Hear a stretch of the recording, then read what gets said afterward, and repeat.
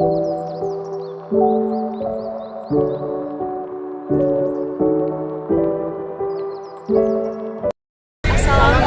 warahmatullahi wabarakatuh.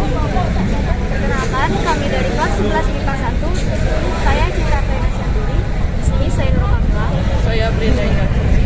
Kami akan menjelaskan sejarah kebangkitan nasional. Pertama-tama, gedung ini adalah Museum Kebangkitan Nasional. Gedung ini dibangun pada tahun 1899 yang awalnya dipergunakan sebagai sekolah dokter Jawa. Pada tahun 1902 diresmikan pemakaiannya untuk Sofia, yakni sekolah kedokteran untuk Bumi Putra. Gedung ini bersejarah karena pada tanggal 20 Mei 1908 menjadi tempat lahirnya organisasi pergerakan nasional pertama yaitu Budi Utomo, juga organisasi pergerakan pemuda kedaerahan seperti Korodano pada tahun 1915 yang kemudian berubah nama menjadi. Kita lagi ada di ruang pengajar Sofia, di mana ruang pengajar Sofia ini tuh berjumlah 12 orang yang biasanya dibantu oleh asisten pengajar yang berasal dari Sofia dengan lulusan yang terbaik.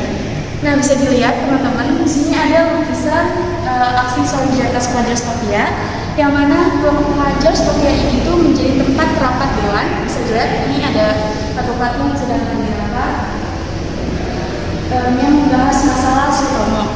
Para pengajar yang berkeinginan untuk mengeluarkan Sutomo karena mendirikan perkumpulan Budi Utomo. Rapat tersebut disambut dengan aksi pengajar Sofia yang minta dikeluarkan juga dari sekolah apabila Sutomo dikeluarkan dari Sofia. Jadi Sofia ini adalah School for Operating Fund in Man's Arts, di mana sekolah ini adalah sekolah dokter Jawa. Untuk masuk ke sekolah ini melalui proses seleksi yang sangat ketat, sehingga yang sekolah di sini itu adalah pelajar Bumi Putra yang cerdas.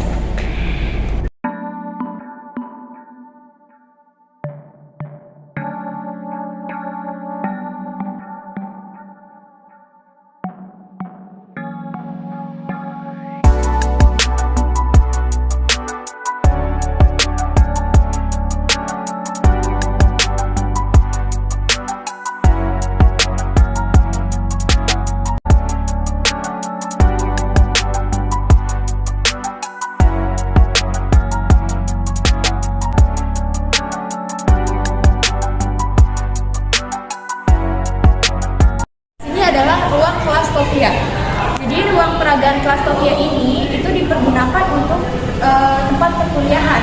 Menariknya, di sini itu memperlihatkan para pelajar Sofia mengenakan pakaian tradisional. Pada 1 Maret 1902, sekolah dokter Jawa diganti menjadi Sofia atau Pendidikan Dokter Bumi Putra. 20 Mei 1908, pelajar Sofia mendirikan perkumpulan Budi Utomo dengan ketua Sutomo. Perkumpulan ini mendapatkan dukungan dari pelajar lainnya, sehingga pada akhir 1909 memiliki 40 cabang dengan 10.000 anggota. Perkumpulan Budi Utomo mengubah bentuk perjuangannya dalam melawan penjajah dan mengandalkan kekuatan fisik diganti dengan perjuangan menggunakan pemikiran. Perjuangan perkumpulan Budi Utomo menginspirasi tokoh-tokoh pergerakan ini untuk mendirikan pergerakan sebagai wadah perjuangan untuk melawan penjajahan.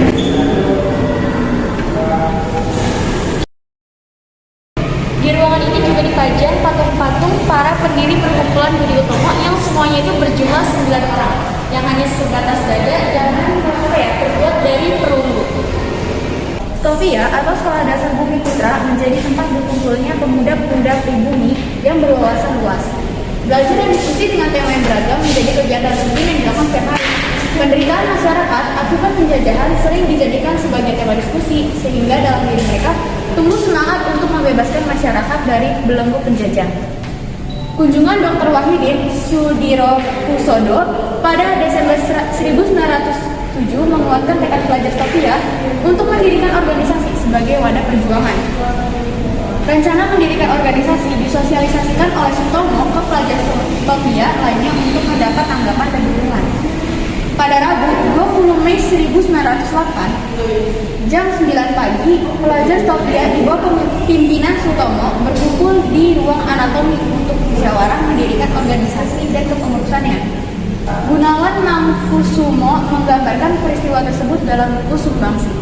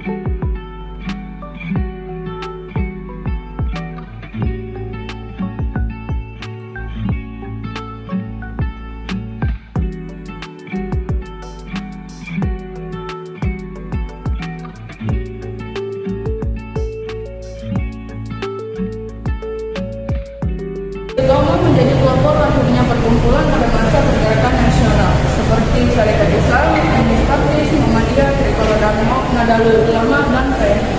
Perkumpulan tersebut memiliki ideologi yang berbeda, tetapi tujuan perjuangannya itu sama, yaitu mencapai Indonesia merdeka. Nah, di mana perjuangan ini melalui pemikiran mampu membatalkan sendi-sendi pemerintahan yang sudah matang karena dilakukan secara berkesinambungan sehingga memiliki dampak yang luas.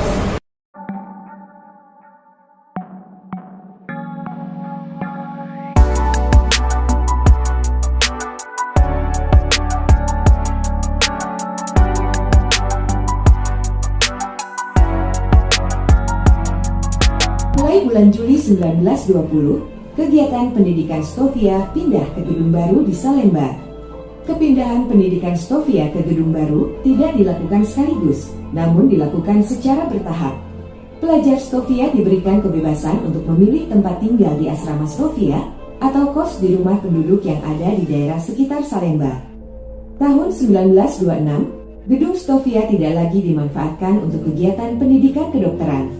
Semua aktivitas pendidikan kedokteran dipindahkan ke Salemba, termasuk asrama para pelajarnya.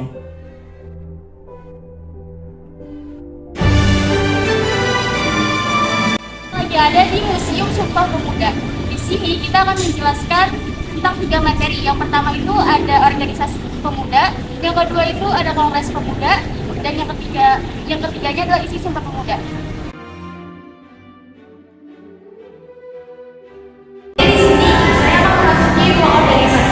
Ruangan ini mendeskripsikan sejarah terbentuknya organisasi pemuda pada masa pergerakan nasional. Yang pertama ada Jong Java. Jong Java atau yang sebelumnya dikenal sebagai Trikolo Dharma didirikan oleh Sapiman Wirjo Sanjojo Kardaman dan Sudarmo pada 7 Maret 1915. Tujuan utamanya adalah untuk mempersatukan para pelajar Jawa, mengembangkan minat terhadap kesenian Jawa dan bahasa Jawa, serta memajukan pengetahuan umum bagi para anggotanya. Nah, yang kedua ada Jong Sumatranenbon. Jong Sumatranenbon didirikan pada 9 Desember 1917 di Weltevreden, Batavia. Sesuai dengan namanya, organisasi ini bertujuan untuk mempersatukan pelajar dari Sumatera, menanamkan rasa cinta terhadap kebudayaan Sumatera, dan menumbuhkan kesadaran bahwa mereka akan menjadi pemimpin di masa depan. Para pendiri Jong Sumatranenbon adalah Tengku Mansoer, Muhammad Anas, Muhammad Amin, Monir Nasution, dan Kamun. Nah, di sini ada cahaya dari timur, di mana cahaya dari timur ini tuh memiliki Jong Minahasa, Sarekat Minahasa, Jong Ambon, dan Sarekat Ambon yang berupaya menunjukkan identitas kedaerahan masing-masing. Bisa dilihat di sini ada 2 tokoh, ada Abdul itu dari tokoh Jong Celebes, dan yang kedua ada Johannes Lemena dari pendiri Jong Ambon. Jong Celebes ini tuh memiliki tujuan untuk menyatukan para pelajar yang berasal dari Sulawesi. Ia mendirikan pada tahun 1918 sampai 1919. dalam Kongres Pemuda keduanya, RCL Senduk bertugas sebagai panitia yang ketiga. Di sini ada Jong Ambon. Jong Ambon berdiri pada tahun 1917 yang diketuai oleh Jeremias Kayadu. Dengan tujuan utama organisasi ini adalah menghimpun rasa persatuan para pelajar yang berasal dari Ambon. Oke, di sini ada Skarukun. Skarukun adalah organisasi yang diinisiasi oleh para pelajar Sunda. Organisasi ini didirikan pada tanggal 26 Oktober 1919 di Batavia sehingga dikenal sebagai Perkumpulan Skarukun Cabang Betawi. Tujuan Skarukun adalah menciptakan persatuan di antara pemuda Sunda. Pendiri Skarukun ini adalah pelajar dari sekolah guru atau Quick School. Selanjutnya yaitu ada Jong Islamic Tembon, di mana Jong ini itu didirikan di Yogyakarta pada 1 Januari 1925. Ketua pertama Jong Islamic Tembon yaitu Ersam Surijal, sedangkan Haji Agus Salim diangkat sebagai penasihat. Tujuan organisasi ini adalah memajukan pengetahuan tentang Islam, membangun hidup secara Islam, dan menciptakan persatuan umat Islam. Selanjutnya ada Jong Bataksbon. Awalnya Jong Bataksbon ini itu bergabung dalam Jong Sumatera Bon.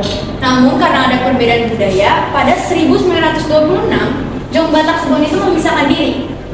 Nah, adapun tujuan dari Jong Bataksbon adalah untuk menjadi wadah yang mampu mengeratkan persatuan di kalangan mahasiswa Batak. Selanjutnya ada Pemuda Kaum Betawi. Pemuda Kaum Betawi sendiri berdiri pada tahun 1927. Sebelumnya, pelajar dari Betawi ini tergabung dalam Jong Java ataupun Skarukun, dan para pelajar Betawi ini tuh merasa perlu bahwa ada wadah baru tempat Betawi menjadi identitas utama organisasi, di mana diketahui oleh M. Kardani sebagai ketua pertamanya, dan pada kongres kedua, Pemuda Kaum Betawi itu mengutus M. Rojani Suud sebagai panitia utama. Kongres Pemuda pertama. Puncaknya itu pada tanggal 30 April sampai 2 Mei 1926. Kongres Pemuda pertama ini itu dilaksanakan di Mesir, Z dekat lapangan Banteng, Batavia. Adapun hasil utamanya itu adalah pertama, pengakuan dan penerimaan cita-cita bersama Indonesia walaupun itu sama-sama bentuk. Ini merupakan ruang Kongres Pemuda kedua. Pada 28 Oktober 1928 di Gedung Indonesia Klub Gedung, Jalan Keramat Raya 106, Weltevreden, Batavia. Ruangan ini menjadi saksi bisu lahirnya sebuah konsep kebangsaan dalam Ikrar Sumpah Pemuda yang dirumuskan oleh pemuda dan pemudi Indonesia pada malam penutupan Kongres Pemuda kedua. Di ruangan ini, Kongres berlangsung selama 6 jam, dimulai pukul setengah 6 sampai dengan setengah 12 malam. Di ruangan ini pula, lagu kebangsaan Indonesia Raya diperdengarkan untuk pertama kali oleh penciptanya, W.R. Supratman.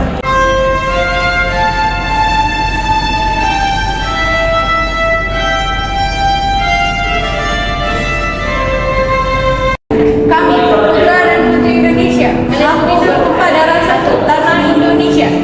Kami, putra dan putri Indonesia, berbangsa yang satu, bangsa Indonesia. Kami, putra dan putri Indonesia, menjunjung bahasa persatuan bahasa Indonesia.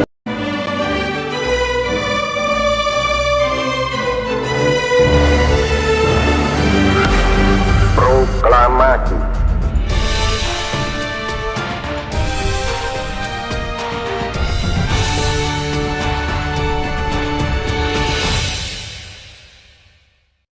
Oke, jadi kita sekarang udah di Museum Perumusan Naskah Proklamasi.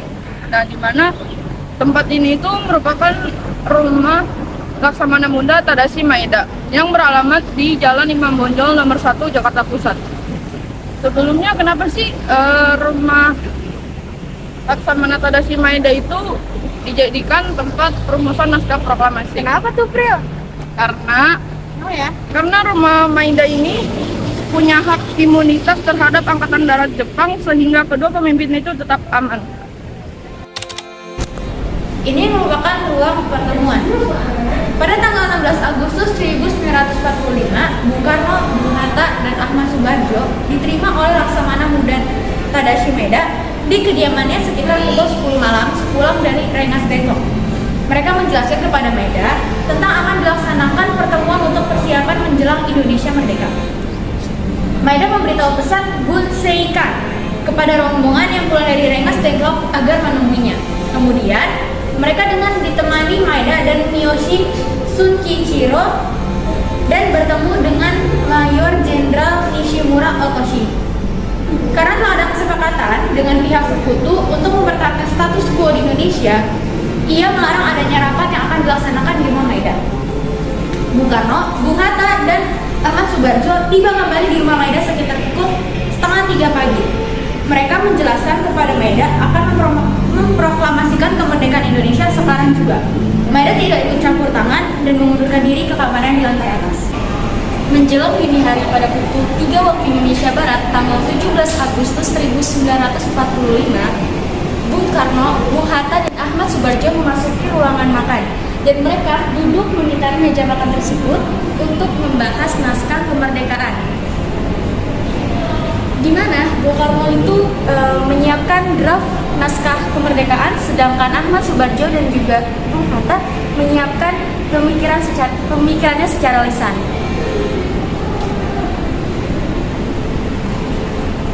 Setelah diberi judul proklamasi, dialog pertama yang dihasilkan dari kesepakatan tiga tokoh tersebut adalah yang berisi kami, bangsa Indonesia dengan ini menyatakan kemerdekaan Indonesia. Kemudian kalimat kedua ditambahkan oleh Bung Hatta berupa pernyataan mengenai pengalihan kekuasaan. Dan akhirnya selesailah konsep naskah proklamasi dengan beberapa coretan sebagai tanda pertukaran pendapat dalam merumuskannya. Kalau kita lihat secara lebih teliti lagi, di naskah proklamasi itu terdapat dua perubahan, di mana ada kata dipisahkan diubah menjadi diselenggarakan. Adapun ada penulisan pemindahan berubah menjadi penyerahan, namun diganti lagi menjadi pemindahan. Hal ini kenapa diganti sih? Karena kata tersebut biar lebih formal. Konsep naskah proklamasi yang sudah dirumuskan oleh tiga tokoh tadi, yaitu Bung Hatta, Bung Karno, dan juga Ahmad Subarjo, kemudian dibawa ke hadapan umum untuk dibacakan kepada hadirin yang sudah menunggu. Bung Karno kemudian membacakan rumusan pernyataan kemerdekaan yang telah dibuat itu secara perlahan-lahan dan berulang-ulang. Sesudah itu, beliau bertanya pada para hadirin apakah ada yang setuju terhadap rumusan itu. Kemudian menurut Bung Hatta, jawaban para hadirin itu bergemuruh untuk menyetujui proklamasi tersebut. Kemudian diulangi lagi oleh Bung Karno, benar-benar saudara setuju? Setuju. Jawabannya adalah setuju. Kemudian sempat timbul untuk yang menandatangani teks proklamasi itu siapa. Akhirnya Soekarno maju ke muka dan dengan suara lantang mengatakan, bukan kita semua yang hadir di sini harus menandatangani naskah. Cukup 2 orang saja menandatanganinya atas nama rakyat Indonesia, yaitu Soekarno dan Hatta.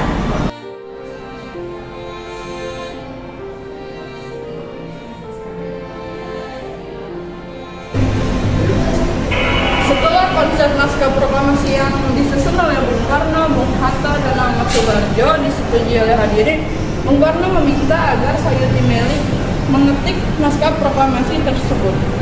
Sayuti Melik mengetik naskah proklamasi di bawah tangga dekat dapur dengan ditemani oleh BR Mulia. Pada saat pengetikan, Sayuti Melik melakukan perubahan 3 kata. Yang pertama yaitu kata tempo menjadi tempo, kata wakil-wakil bangsa Indonesia berubah menjadi atas nama bangsa Indonesia. Begitu juga dalam penulisan hari, bulan, dan tahun. Setelah naskah proklamasi tersebut selesai diketik, segera dibawa kembali ke tempat hadirin untuk ditandatangani oleh Bung Karno dan Bung Hatta.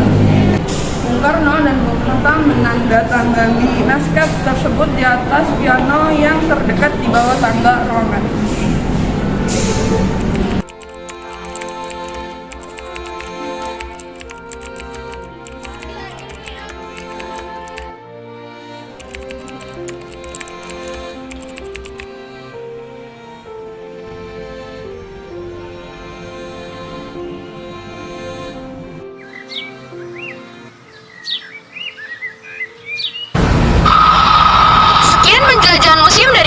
Dari yang pertama Museum Kebangkitan Nasional, yang kedua ada Museum Sumpah Pemuda, yang ketiga ada Museum Proklamasi.